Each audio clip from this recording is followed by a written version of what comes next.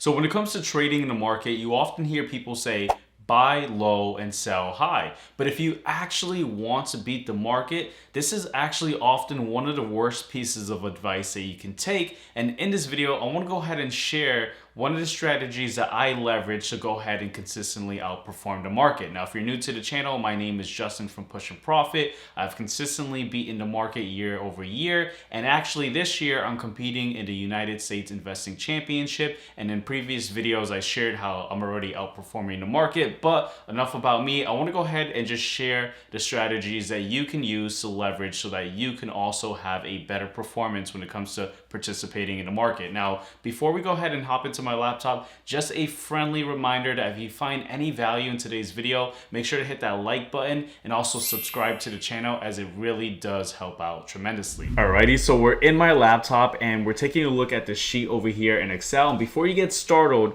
I want to let you guys know that you don't have to be an Excel guru or mastermind to go ahead and do any of this, because in this video I'm going to show you where you can go ahead and source the data, how you can use AI to pretty much make this as simple as possible, where even a monkey can go ahead and do this.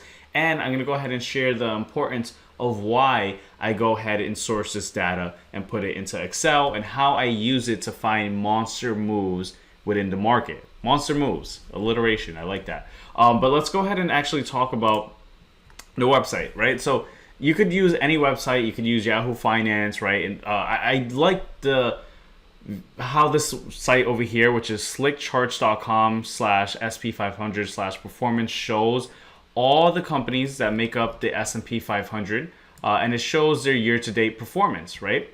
So we see 503 companies because, fun fact, the S&P 500 actually has more than 500 companies. A lot of people don't know that. But what you can honestly do, right, and you could use Excel and just connect it with Yahoo if you pay for the subscription and easily import it.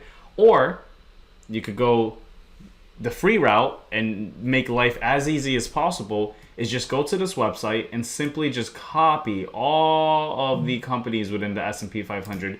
And then you could go ahead and go into Claude, right, which is just another large language model. I think it's one of the best ones for finance. I'm honestly worried about it because it could honestly disrupt, equity analysts. I think, in the future, we're probably not going to have companies hire as many people who are analysts, simply because Claude makes things so easy. But going back on tangent, you could just copy all of the companies within this list, paste it into Claude, and say, hey Claude, and this is where you want to engineer the prompt really well. Say, hey Claude, I am doing expert analysis to go ahead and track data on the overall market. If you can please make an Excel spreadsheet that has all this, and make it again, you're going to want to be as specific as possible, because it's going to do a really neat job. And that's honestly how I did the beginning for this spreadsheet, because sometimes instead of just manually doing things on Excel, it's just so much more efficient to just have AI just do it for you. And so that's what I did. Now, one thing that you're going to want to do is you're going to want to go ahead and tell Claude to also divide it by the sectors, and please be as specific as possible with the sectors. And the reason why, because, and here's the reason, you could use something like FinViz to talk about what sectors are doing well in the market. But by having Claude take data from all the companies in the S&P 500 and their return, and then specifying the sectors a little bit more clearer, you get information that can tell a completely different story. And if I'm losing you, don't worry, I'm going to piece this all together. Because if you were to just use a site like FinViz and you were to look at year-to-date performance of all the sectors, you would see that energy is doing very well. And then you'd see basic materials, industrials, technology. You'd see technology far down, and that's because it's grouping all tech together, versus when you tell Claude, or if you do it manually, to specify it, you'll see that there's different sections of technology that are performing completely different in this market, right? We're talking a lot about AI in this video, so let's go ahead and kind of, and I put a filter on this, worksheet. I don't know if Claude can do that, but it's very easy to Google how to put a filter on Excel. So we could look at the semiconductors, and we see, there's a few companies here, and a majority of the semiconductors year to date at the time of this recording are performing absolutely immaculately, right? We're seeing SanDisk year to date 292%, Western Digital 134%, etc. Versus if I were to take away the semiconductors and just look at software, right? We see software is not doing too well. I mean, look at Adobe here, 31%. AI. We won't get into the conversation of what AI is doing to technology and software in total, but we do this because it allows us to parse through what's going on in the market a lot easier. And then you could have a lot of fun with this, where you could, either manually do this yourself or tell Claude to do this, and you could have it perform a summary for Excel and looking at the different sectors. So we see network, optical, semiconductors, energy, and oil. Label how many companies, and I manually put in the essentially these formulas here on Excel. Again, you could probably tell Claude to do this, just to see the average year-to-date return. And so the reason why this is all important, and hopefully I didn't lose anyone, it's just there's a process to outperform the market, right? It is easy, but there's steps to this, right? You don't just want to guess.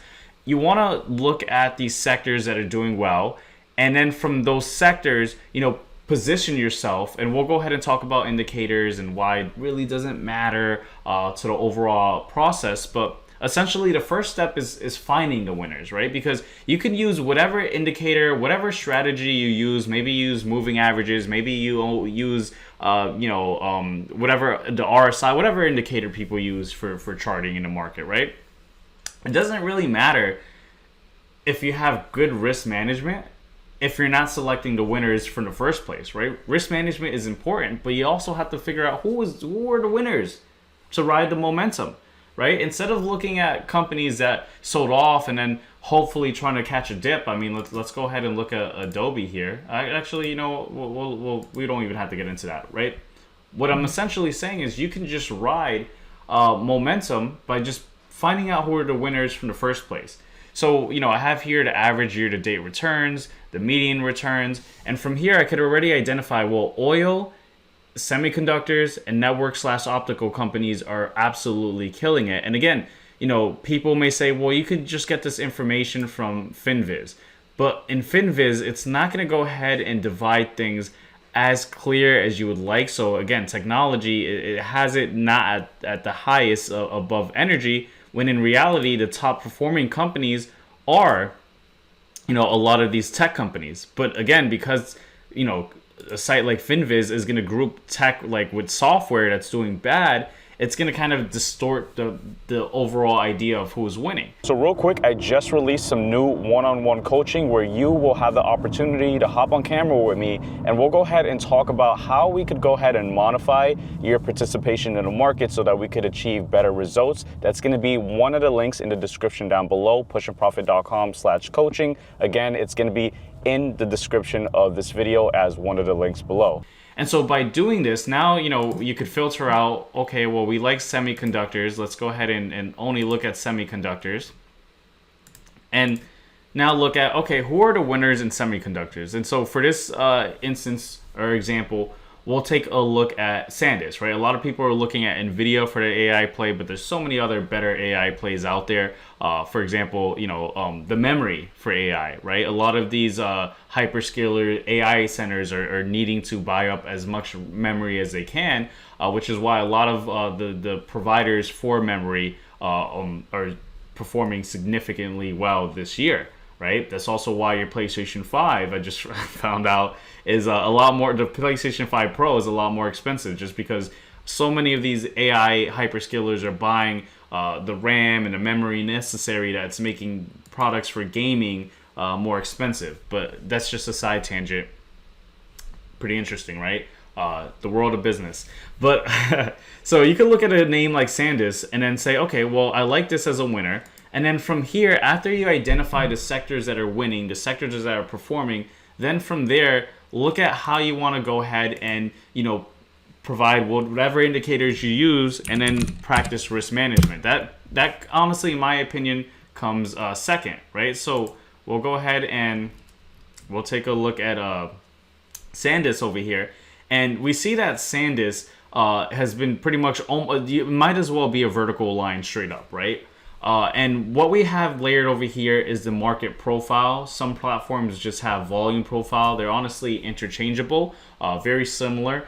And what we see with the market profile is distribution of price throughout time. And when you have these low nodes on the market profile, and let's say there's buying pressure, that's where you're going to see the biggest moves. Or conversely, or alternatively, if there's selling pressure and there's a low node on the market profile, we're going to see the big move down.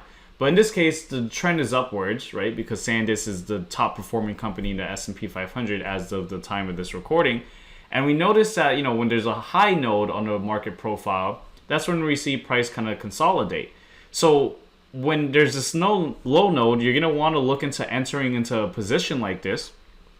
And then simply the next step, or the third layer, is to, of course, practice risk management. You don't want to just buy in and say, okay, that's all the work that's needed. I found the winners. I found when they move the most. That's all I need to do. No, of course, you still got to practice risk management. You're going to want to enter your position and keep, a stop loss or a trailing stop loss. And how you determine that stop loss is going to be ultimately up to you. You can use the average true range indicator to see like how often the stock moves per day and kind of calculate, a formula. I'm probably getting too convoluted here with strategies, but you can just put like a trailing stop loss, right? Like you enter in, say, hey, if falls down 2%, sell. And so as it's going up, you just follow the momentum. And that's how you capture strong plays, right?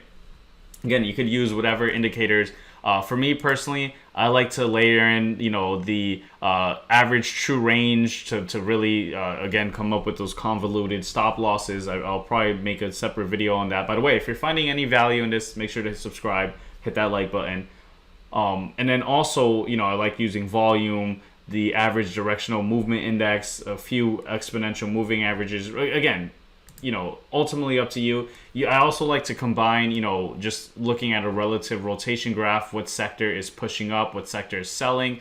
At the end of the day, what you use to kind of do the technical analysis part is ultimately up to you. I'm not going to tell you one indicator is better than the other. It's all about, how you use the tools. But I think more importantly is finding out those winners and then identifying when those big moves take place by using something like a market profile or a volume profile. And then from there, use your other indicators or other tools to identify those trends and hopefully capture the alpha in the market. With that said, hopefully I didn't make this video too long. Hopefully there's someone that watched this and is like, whoa, this guy just cracked the code for me, because it's not that difficult. Now there's just a lot of steps involved, and it's honestly, I do a lot more steps than this, but to make it very simple, this is all you really need to do. I think the first place is identifying the winners, and you can do that by simply using that website that I shared to get the data. And then of course, you could copy and paste it, or you could use Claude to do it. I mean, Claude is amazing.